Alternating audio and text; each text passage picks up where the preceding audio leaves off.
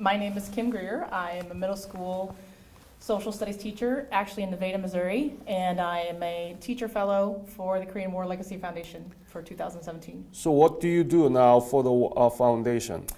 Right now, actually, I've done some. My students have done some veteran interviews. We've done 4. I'm doing 2 more this summer, and then we'll have another veteran interview day in the fall to get them all uploaded onto the digital memorial. And then I'm also, as the fellow, I'm helping edit interviews because the foundation is putting together a website that teachers can use and pull out clips, whether it's regarding certain battles or what their first impressions of Korea were, or whether, what it was like to go to boot camp, and those are pretty interesting. Any of those things, teachers can pull up clips. They can just search, boot camp stories or something like that. And we're trying to make that accessible for teachers so they can really use material about Korean War veterans in the classroom. You see, that was unavailable at the time of Teddy Roosevelt. Mm-hmm. That's why the vision was like a tunnel. They could not see 180 degrees. They could see maybe 10 degrees, and that was it. So that was all part of the problem that you just talked about with me. But this young lady doing what she's doing is so commendable, along with the foundation. It's like trying to spread the gospel. And I am not Christian, but the gospel has to be spread. There are many, many different religions. Each one has their own gospel, but the important thing is that each one get that gospel out to the people. So there is an understanding of what preceded where you arrived here on a planet as a babe in swaddling clothes, but over the years you matured, and you have to know what preceded your arrival. Mm-hmm.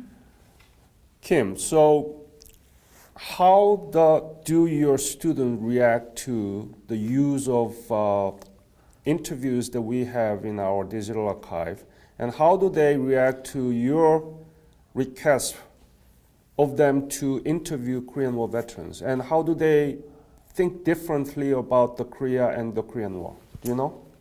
I would say that, especially at the middle school level, 7th and 8th grade, we really, the project that I did and where I used the clips was for an accelerated class, because it's really not even part of our curriculum. But the students who worked on the projects, on the interviews, they developed questions, they researched. We sent out a survey that asked the veterans, where they had been involved, what their jobs had been, where they had actually, whether they were, we had 3 of our guys were Navy, and so they looked up where they had been. They looked up, we had 1 Marine, 1 Army, and so they looked up where they had been and learned a little bit of pre-interview information so they could have something to talk to them about. And it just overwhelmingly was a positive experience. They got very protective of their interviews. They would, or of their veterans. They would kind of argue with each other about who they thought had the most interesting stories and that sort of thing. And it made it real. The bottom line is it made it real. And what the foundation is working on is there isn't a lot of curriculum available for teachers in the classroom. There's none. There's just not, because the Korean War is not covered in the way that some of the other conflicts have been covered. So the foundation is trying to provide that opportunity for teachers, and by using the interviews, it just makes it relevant, because it's the actual people talking that lived it. Yeah, my neighbor Bob and Bernie, it's a neighbor grandpa coming in and talking about 60 years ago how they fought, right? Mm-hmm. It's real.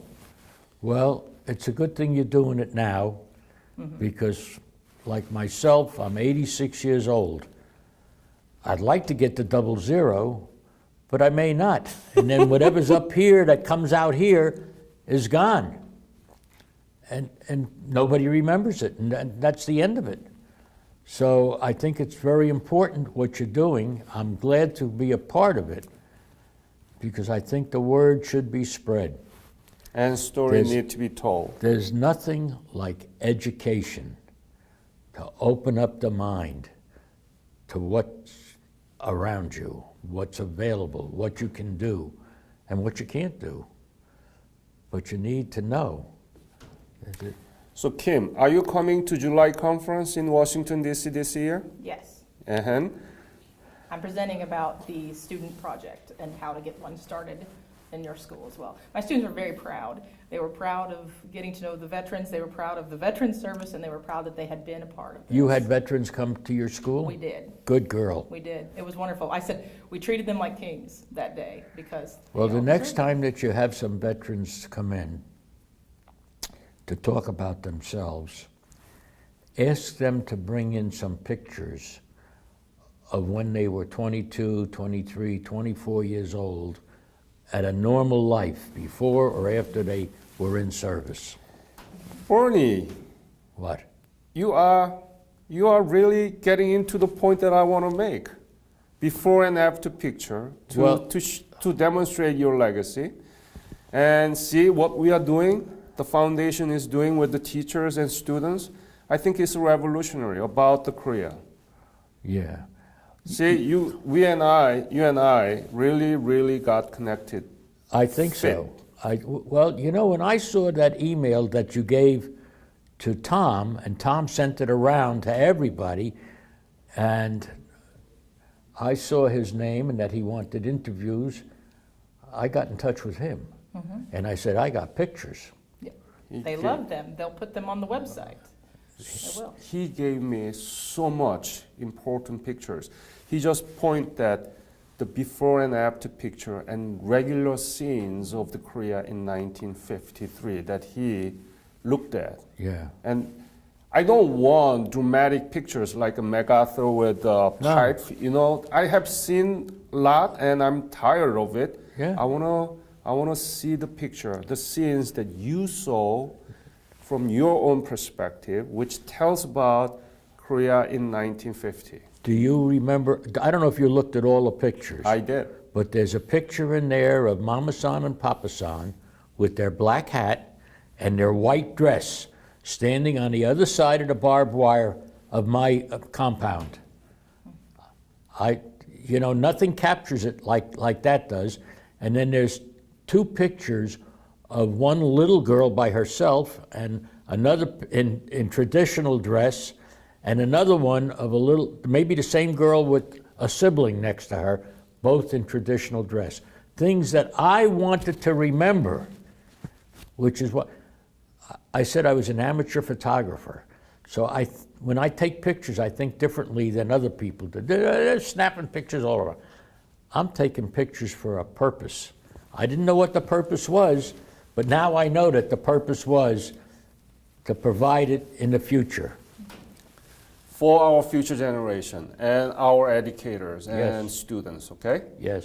Bernie, I can go forever, but we have to stop here because Okay. we are going to go to President Truman's library. Okay. And we want to talk about how my foundation can work with the library for the points that we've been making here, okay?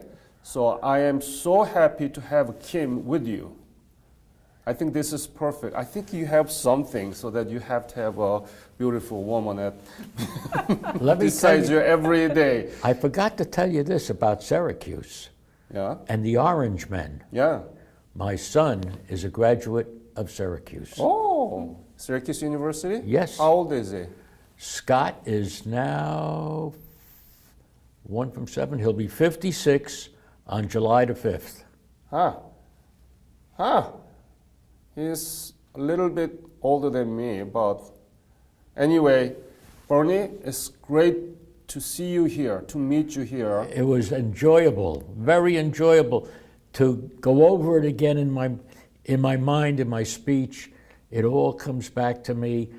I am so happy about how Korea has emerged from, if you'll pardon the expression, dirt to where they are today is a super duper miracle.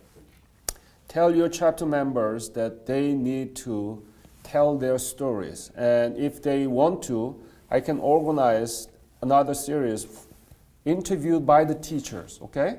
And Kim may be able to come here and asking questions, okay? You know, many of them are very reluctant. I know. And the reason for that is many people are just reluctant to put themselves out and talk. Not me. I want to be noticed. I want people to notice me, and I got a big mouth, I know. and it doesn't stop. You never stop talking. That's what So I Shirley. have to stop you now. Okay. Thank you so much. Turn it off. Thank you so much, and it's great pleasure to meet you, to know of you. It certainly is. Thank you, sir. My pleasure. And Kim, what a wonderful to have you here. Oh, Thank you. Yeah, and you have to watch this whole video because it's amazing. I can tell, Yeah. just from the end. Yep. Thank you both. okay. Bye-bye. Bye. Signing off. WB2YOK. I'm a ham radio operator.